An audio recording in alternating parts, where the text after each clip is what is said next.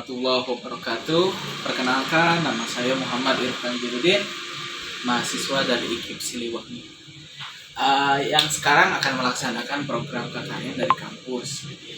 Program KKN ini dilaksanakan secara mandiri karena tidak memungkinkan kalau kita untuk membuka posko dan turun ke lapangan langsung secara berkelompok di era pandemi seperti ini.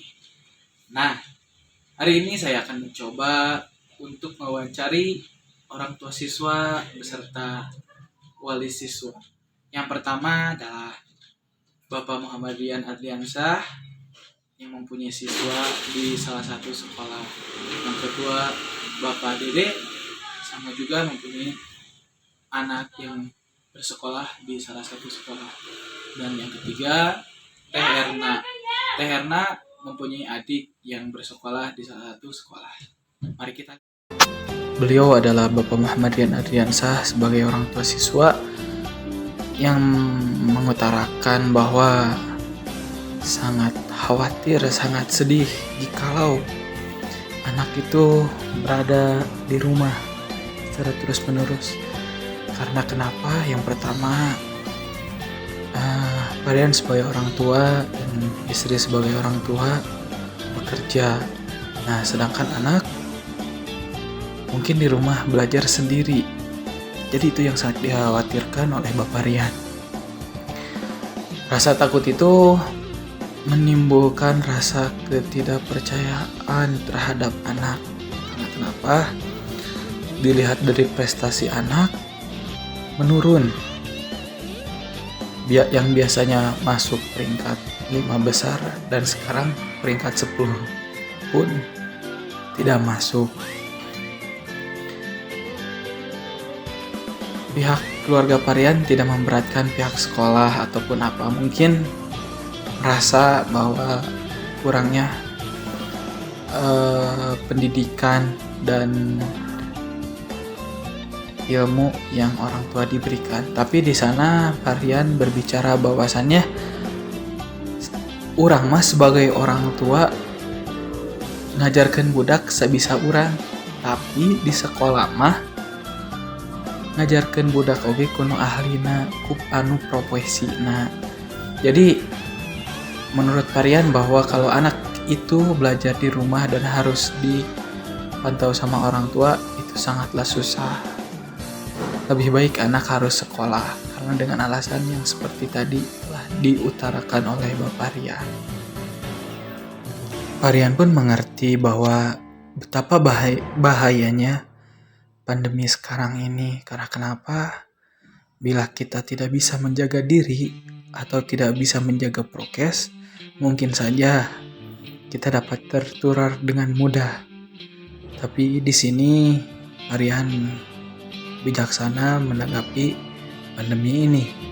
Rian berkata bahwa tidak ada penyakit yang tidak bisa sembuh karena penyakit diciptakan oleh Yang Maha Kuasa.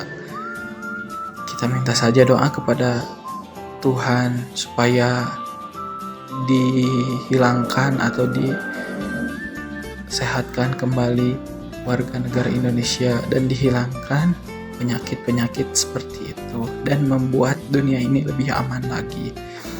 Rian mengajarkan kita agar senantiasa selalu berdoa untuk menanggapi permasalahan ini. Tapi harapan yang paling tinggi Rian adalah bagaimanapun anak itu harus mengenyam pendidikan. Karena kalau daring dari dunia online atau dari sosial media, anak hanya akan mendapatkan ilmu, tapi akhlak dan lain-lainnya telah hilang. Sekarang mungkin anak telah lupa harus sopan terhadap guru. Mungkin itu hal yang akan menghilang. Karena kenapa? Anak tidak bertemu dengan guru, anak tidak dididik dengan guru langsung. Anak tidak bertemu dengan guru langsung. Bahkan Rian merasa ngeri. Karena kenapa?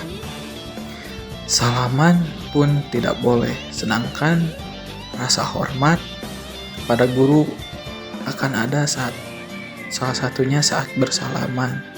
Rasa hormat anak itu akan muncul, akan tumbuh besar. Betapa banyak manfaatnya jika anak itu pergi ke sekolah.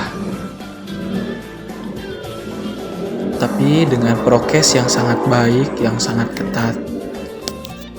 Varian ini sangat senang menerima saya saat saya mau mewawancari beliau. Karena kenapa? Beliau pun mengutarakan harapannya kepada mahasiswa agar mempunyai inovasi-inovasi baru saat pandemi seperti ini. Nah, hal itu sangatlah cocok untuk tema KKN sekarang.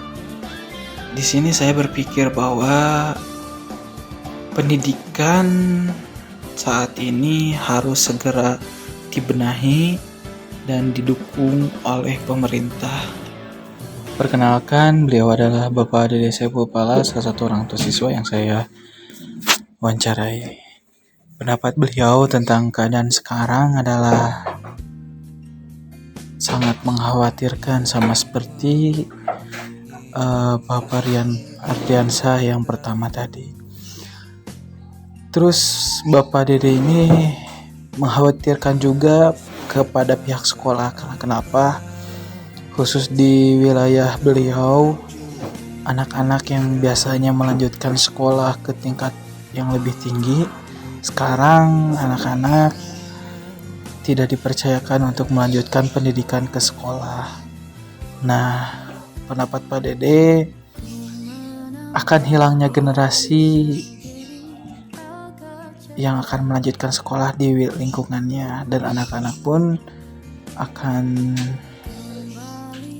disuruh sama orang tuanya untuk membantunya ke kebun ataupun membantu orang tuanya di pekerjaan lainnya.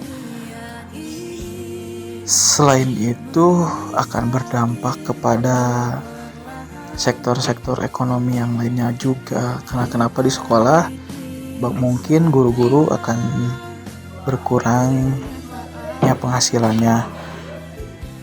Apalagi guru honor, lagi mah kecil gajinya akan dipotong lagi.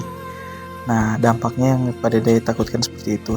Nah, untuk anaknya sendiri, Pak Dede tetap mempercayakan akan mengsekolahkan anaknya ke jenjang yang lebih tinggi dari jenjang yang sekarang.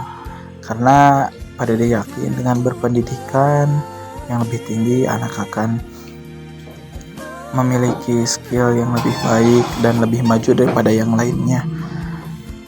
Tapi tetap rasa khawatir Pak Dede sangatlah tinggi karena tidak tahu apa yang akan dihadapi oleh anak saat pandemi seperti ini di lingkungan sekolah. Belajar di rumah pun tidak efektif karena mungkin pembelajaran harus memerlukan fasilitas yang bagus, yang modern, dan jaringan internet yang baik. Sedangkan di wilayah Pak Dede, jaringan internet pun sangatlah susah sinyal. Nah, kalau anak tidak sekolah, jajan pun double, harus dengan kuota dan jajan biasa. Seperti itu. Tapi keahlian anak tidak berkembang secara baik dan tidak terukur secara baik.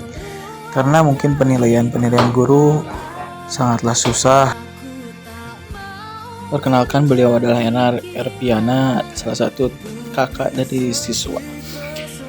Beliau berpendapat bahwa pentingnya sekolah anak secara tatap muka. Daring itu sangatlah menyusahkan atau sangatlah menambah beban bagi orang tua.